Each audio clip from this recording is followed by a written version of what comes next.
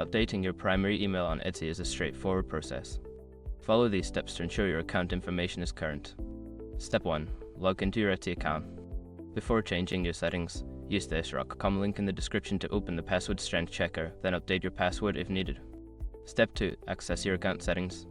Once logged in, click on your profile icon located at the top right corner of the page.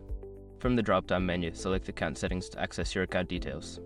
Step 3. Navigate to Email Preferences. In the Account Settings menu, look for the Email Preferences or Personal Information section. Click on it to view your current email address and other related settings. Step 4. Update your primary email. Find the option to change your email address. Enter your new primary email address in the designated field.